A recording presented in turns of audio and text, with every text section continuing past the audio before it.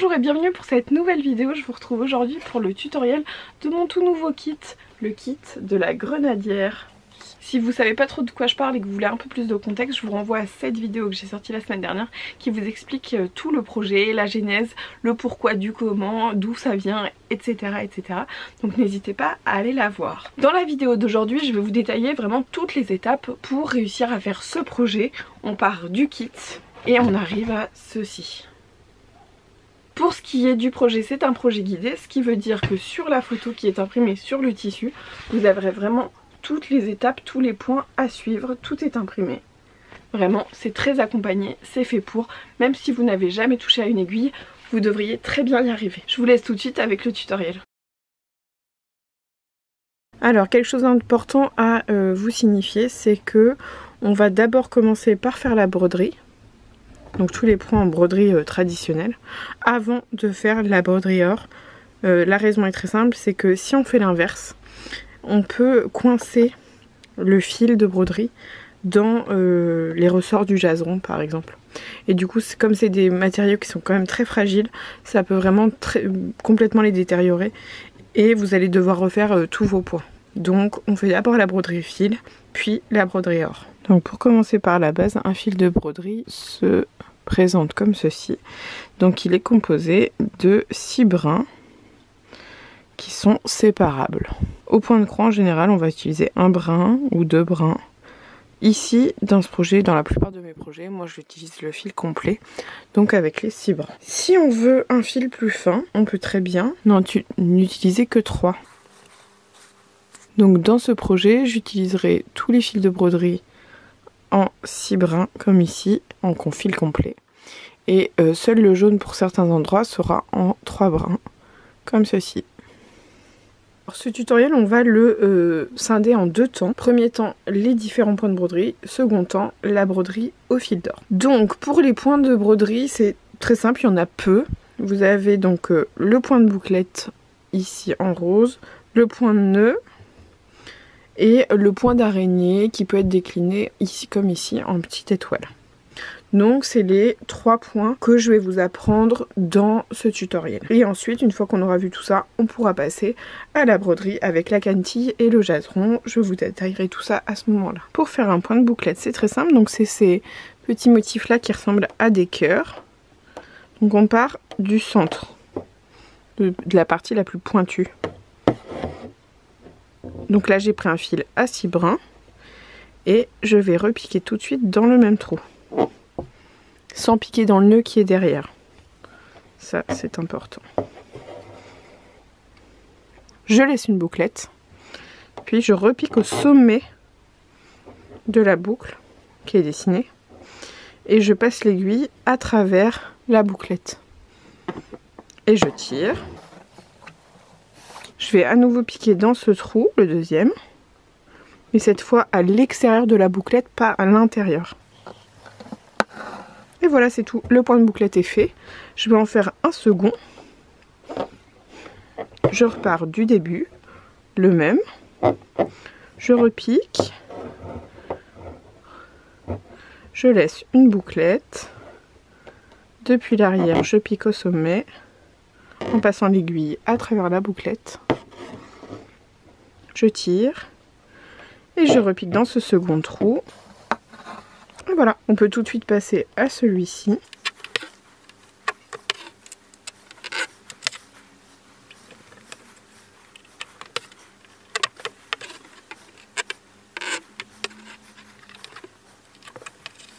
Et voilà, il ne restera plus qu'un tout en haut et on aura fini avec les points de bouclette.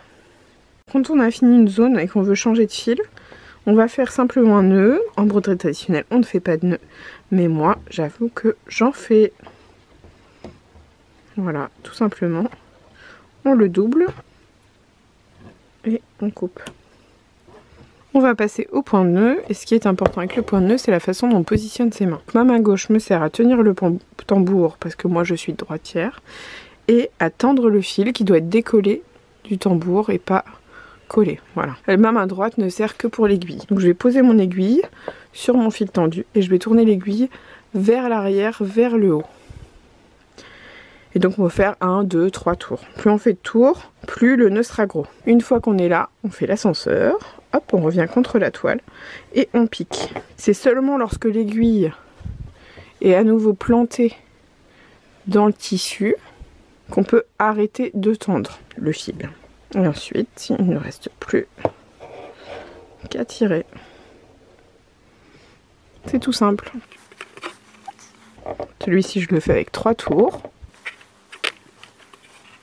Et celui-ci, je vais le faire seulement avec un seul tour, que vous voyez la différence. 1, 2, 3 tours. Plus on fait de tours, plus c'est gros. Et donc des points de nœud, il faudra en faire partout où il y a donc des petits points d'imprimés comme ça. On va maintenant passer au point d'araignée. Donc le rendu c'est comme celui-ci. Et ils vont se faire les points d'araignée sur ces espèces de motifs en forme de roue. C'est un point qui se fait en 2 temps. Premier temps, on va broder l'étoile.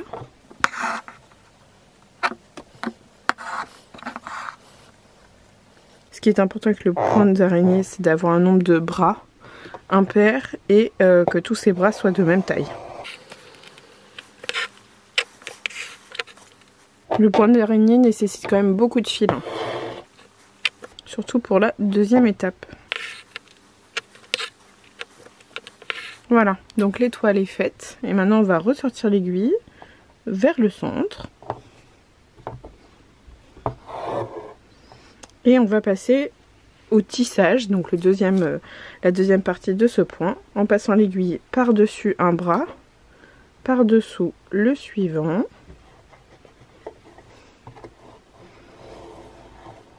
On peut tourner l'aiguille si on veut, passer le chat en premier, dessus, dessous, dessus, dessous, et ainsi de suite, jusqu'à obtenir ce résultat. C'est pas compliqué du tout comme point, ça peut juste être un petit peu long. Et on sait qu'on a terminé une fois que tous les bras qui forment l'étoile du départ sont complètement recouverts comme ici.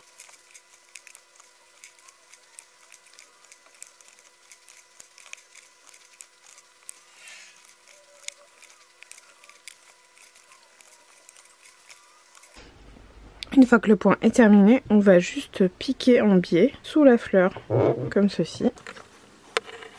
Et le point d'araignée est terminé. Donc il en reste juste un à faire ici. Et maintenant on va voir comment on fait ces petites étoiles jaunes qui sont là. Ce point là, c'est le seul que je fais avec 3 fils. Tous les autres je le fais avec 6 fils.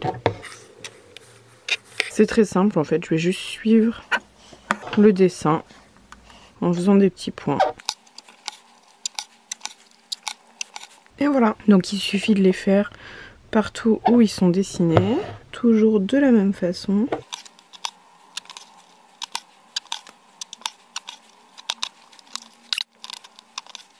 Je vais continuer et compléter les étoiles qui restent. Alors il y a un petit quelque chose qu'on peut décider d'ajouter, c'est de faire des petits points lancés comme ça à l'intérieur des points de bouclette.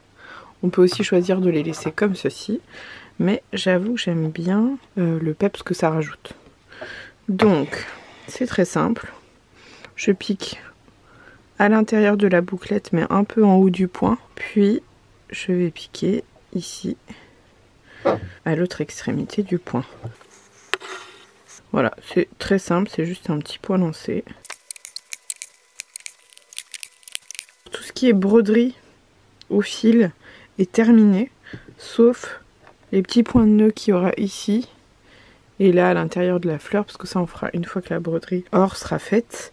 Et ici il y a tous les petits traits en point lancé à faire. Donc c'est exactement le même principe que ce qu'on a fait à l'intérieur des points de bouclette. Et là encore une fois je le fais à 3 fils. Je vais faire l'autre côté puis on va pouvoir passer à la broderie or. Alors je vais maintenant vous parler du matériel spécifique pour la broderie. Alors tout d'abord on a le jaseron qui se présente comme ceci. Donc c'est un ressort. C'est un fil un peu rigide tortillé sur lui-même qui va faire un ressort. Donc quand on l'a, il se présente comme ceci. Et il va falloir l'étirer pour faire le projet. Donc pour l'étirer, c'est pas très compliqué. On l'étire environ de 10%. Mais vous n'êtes pas obligé de vous amuser à calculer Voilà, on va simplement tirer dessus et ça va le détendre. Dans le kit, normalement, vous avez tout pile ce qu'il faut en jaseron pour pas avoir des coûts excessifs sur le kit parce que c'est du matériel qui coûte quand même très cher. Donc faites bien attention à ne pas gaspiller le jaseron. Donc là, vous avez l'exemple du jaseron étiré et du jaseron non étiré. Et comme vous pouvez le voir, c'est très rigide, ça tient bien debout. Là où la cantille, c'est beaucoup plus souple. Donc c'est la différence entre les deux. Le jaseron, ça va nous servir surtout pour faire les contours et les lignes. Et la cantille, ça va nous servir pour faire du remplissage. Donc là, ça c'est de la cantille lisse. Et ça, vous avez également de la cantille striée ou frisée. Donc elle est un peu plus texturisée et elle répond pas exactement de la même façon à la lumière. Là, j'ai fait quelques petits exemples. Ici, c'est un mélange des deux, cantille lisse et frisée, la queue de la cantille lisse, puis des motifs de feuilles. Pour broder la cantille, vous avez une seconde aiguille dans le kit. Ça, à ma droite, c'est l'aiguille de broderie et à ma gauche, c'est donc l'aiguille de broderie, mais pour la cantille. Elle est donc beaucoup plus courte et beaucoup plus fine. Et avec, on va utiliser du fil. Ça ressemble un peu à du fil de couture, quoi. Comme le jaseron, c'est un fil qui est quand même très épais, je vous conseillerais d'avoir une paire de ciseaux dédiés à la coupure du jaseron pour pas abîmer vos ciseaux. Comment on brode le jaseron? On va venir le placer comme ça sur l'image, sur le tissu. Donc ici, j'ai fait un motif de fleur. Il est très très clair, c'est fait exprès. Je sais que c'est pas très lisible, mais encore une fois, c'est fait exprès. On s'arrête avant, on va pas jusqu'au bout de la ligne blanche, on s'arrête avant là où débute la feuille. Donc je mesure la portion dont j'ai besoin et je vais venir couper. Et ensuite, je vais venir le broder. Donc je pique sur la ligne ici, je fais le tour du jaseron et je repique plus ou moins dans le même trou. Je tire, je vais aller toujours sur ma ligne à quelques millimètres de là. Pour la pose du jaseron, c'est bien de prendre un fil qui est plus ou moins de la même teinte que le jaseron pour pas que ça se voit, pour que la couture soit, que les points soient complètement invisibles.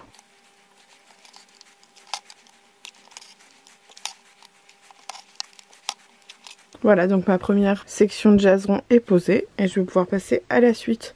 Ça se pose toujours de la même façon. L'important c'est d'y aller étape par étape et puis de bien couper à la bonne dimension au préalable. Alors maintenant que j'ai fait toutes les tiges, ce qu'on pourrait appeler des tiges, en jaseron, je vais passer aux différents pétales de toutes les fleurs. Et là, on va pareil faire la bordure en jaseron, puis on viendra remplir avec les cantilles. Donc je vais commencer par celle-ci. J'aurais pu faire un pétale puis l'autre, mais j'avais envie d'essayer en un tenant, voir ce que ça pouvait rendre. Voilà en gros le petit bretzel. Je vais pouvoir venir broder, coudre cette forme que j'ai déjà préparée. C'est pas différent de ce qu'on a fait auparavant.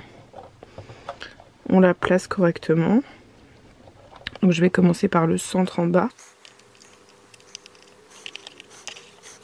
Et puis pareil, je vais suivre la forme qui est dessinée sur le tissu pour venir broder.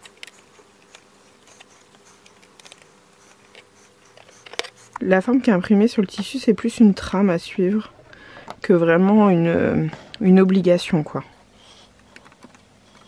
Du moment que ça vienne pas gâcher votre composition finale parce que ça se voit, vous faites bien comme vous voulez.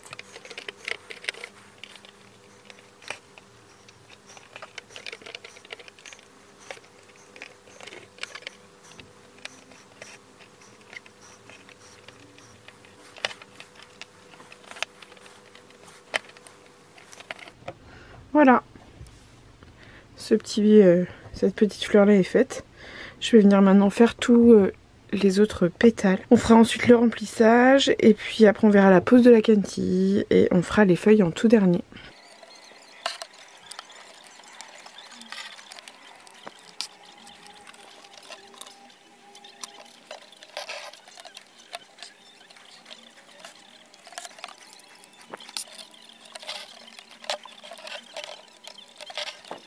Je voulais juste un peu vous parler de la fragilité des cantilles.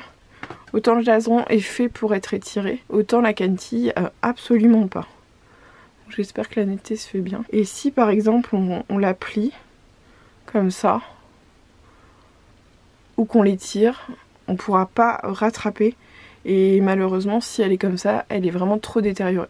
On ne pourra rien en faire. Donc là, c'est poubelle. Je vais maintenant vous montrer comment on fait le motif de feuille. Donc nous, on va faire comme ici, une feuille en épi de blé. Mais dans le livret, je vous montre également comment faire cette feuille-là en parallèle. Donc vous avez deux façons de faire une feuille.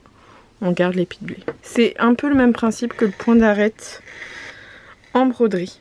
Donc j'ai coupé quelques petits morceaux ici de cantille et je vais donc prendre un morceau, c'est le plus long mais bon, je le plaque sur le tissu et je le fixe. Ensuite je vais aller d'un côté de cette tige centrale. Si vous avez besoin de retracer avec un stylo friction, un stylo effaçable, retracer la forme de la feuille, ça peut vous aider. J'enfile un nouveau morceau de cantille. Donc là j'étais du côté droit de la première cantille que j'ai mise. Et je vais plaquer la cantille vers la gauche.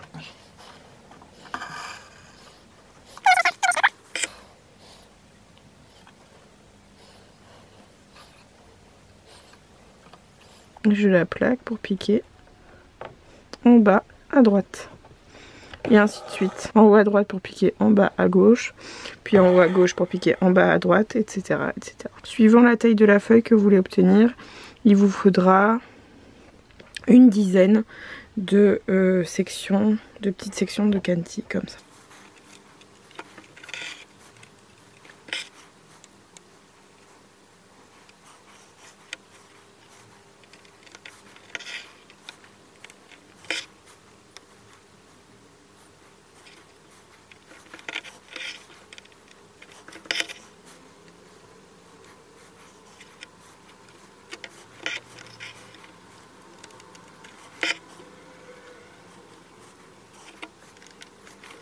Et voilà, la feuille est terminée lorsque la zone en cantille rejoint le jaseron qui forme la tige. On va passer ici donc de chaque côté. Là vous avez fait des points lancés avec du fil jaune à 3 brins.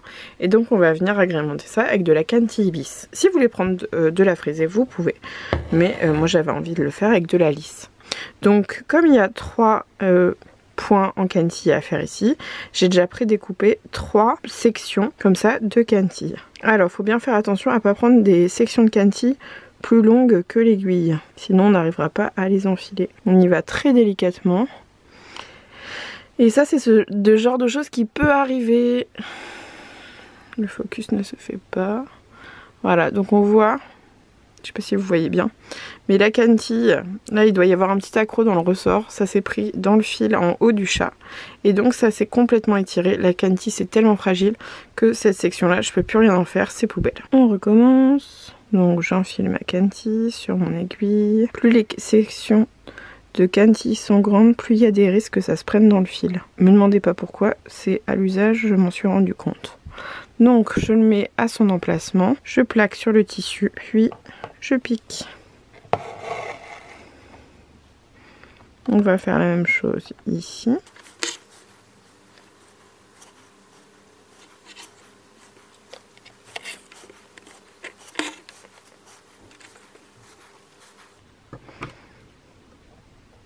Quand vous faites ça, faites bien attention à ne pas couper la toile.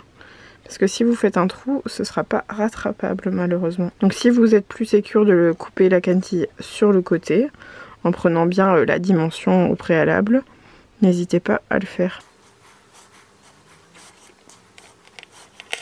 Voilà, il ne me reste plus qu'à vous montrer comment on remplit les différents pétales. Alors pour remplir les pétales, ici, j'ai choisi de faire des parallèles. Donc, ici vous avez un exemple avec des parallèles alternés, frisés et lisses. Ici vous avez seulement avec du lisse, mais c'est aussi possible de faire seulement avec de la cantille frisée. Ça c'est à vous de voir, et suivant le stock de cantille qui vous reste évidemment. Ici j'ai choisi de faire en alternant lisse et frisé. et c'est ce que je vais vous montrer tout de suite. Donc je pars de la section qui va être la plus longue au milieu du pétale. Donc j'ai coupé une section de quintille frisée aux bonnes dimensions que j'enfile sur l'aiguille et je pique. Voilà, maintenant j'ai mon point de départ et je vais pouvoir ajouter une section de quintille lisse de chaque côté. Donc je reprends ma quintille comme précédemment. Je la positionne. Pour avoir le rendu le plus net et le plus propre possible, prenez vraiment le temps à ces étapes-là.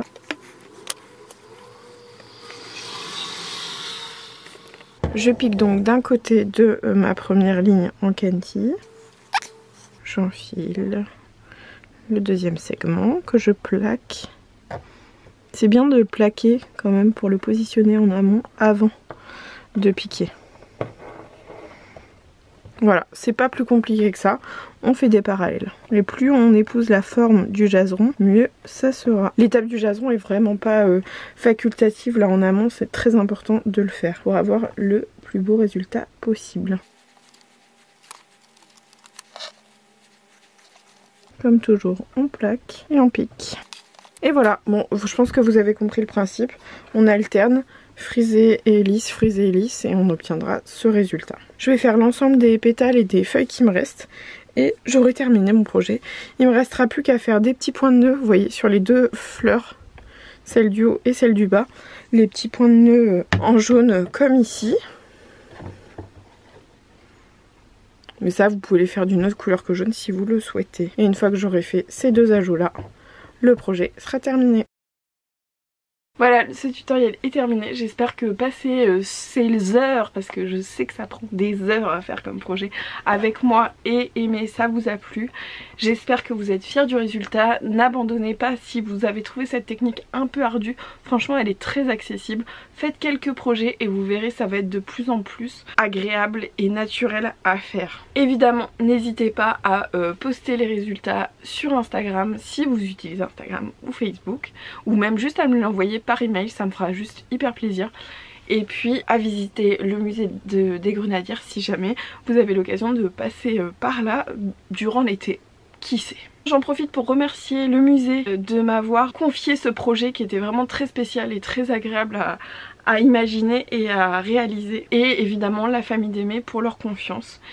J'espère que ça vous a plu et j'ai vraiment hâte d'avoir vos retours. Que ce soit sur le projet en lui-même, la technique, l'histoire qui s'y cache. Vraiment, j'ai hâte de connaître tout ça. Merci beaucoup, n'oubliez pas de vous abonner et puis n'oubliez pas que la boutique ferme du 1er juillet au 15 septembre. D'ici là, prenez bien soin de vous et je vous dis à très bientôt.